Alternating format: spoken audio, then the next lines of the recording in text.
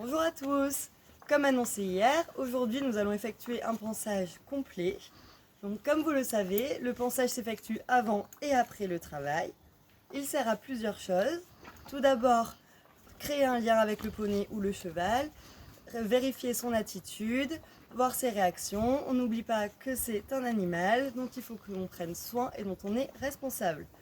Ensuite, ça sert aussi à vérifier que le cheval n'est pas blessé et à éviter de nouvelles blessures qui pourraient être dues au frottement du matériel. Et finalement, c'est aussi un moment pour le poney ou le cheval de profiter et d'avoir l'occasion d'avoir un petit massage.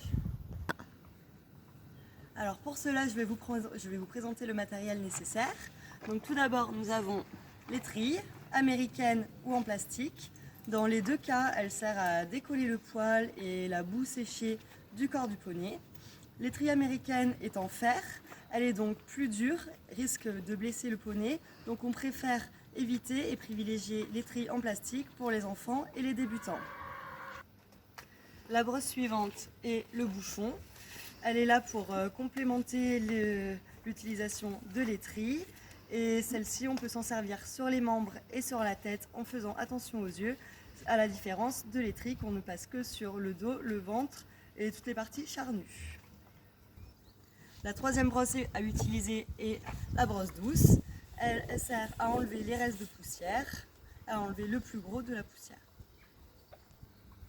Enfin, l'épousette est là pour finaliser le ponçage, pour faire briller le corps du poney. Et comme la brosse douce, on peut l'utiliser sur tout le corps. Et on finit avec le cure-pied qui sert à nettoyer sous les sabots, à dégager les contours de la fourchette et à vérifier qu'il n'y ait pas de petits cailloux coincés.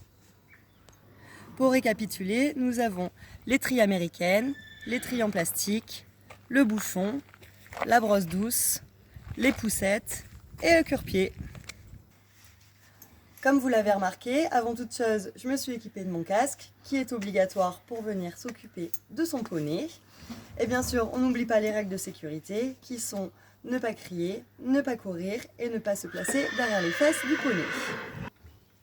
En arrivant aux côtés de votre poney, vous pourrez déterminer son humeur en analysant la position de ses oreilles. Les oreilles en avant, c'est qu'il est de bonne humeur. Les oreilles sur le côté, comme ceci, c'est qu'il est en mode sieste.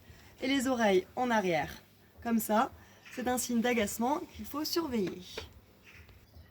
Je vais donc commencer mon ponçage avec l'étrille en plastique que je passe dans le sens du poil. Il existe aussi une étrille ronde qui se passe en faisant des petits cercles. Comme vous pouvez le voir, Colombine n'est pas très sale, mais elle perd son poil, donc on en profite quand même pour passer toutes les brosses. Parce que ça lui fait du bien. J'en ai terminé avec l'étrille, je vais donc passer au bouchon. Donc je vais en profiter pour lui brosser les pattes. Et bien sûr, je ne le mets pas devant et je ne pose pas mes genoux à terre.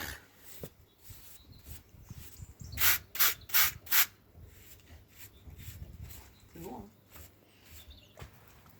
J'ai passé donc mes 3 brosses sur le corps de Colombine. Je vais donc maintenant m'attaquer à sa tête avec la brosse douce. Pour cela, je vais lui mettre de l'icole autour du cou pour lui libérer la tête. Je fais attention à aller assez vite pour que mon poney soit toujours attaché. Hop. Et maintenant, en faisant bien attention aux yeux, je vais lui brosser toute la tête. Là, on peut voir, elle apprécie.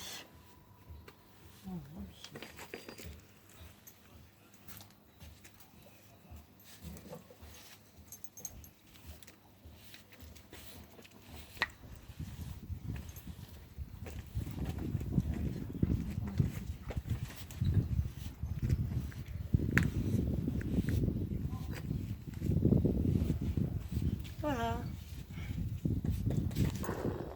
Pour finir, je vais lui passer les poussettes pour finaliser le ponçage et pour la faire briller.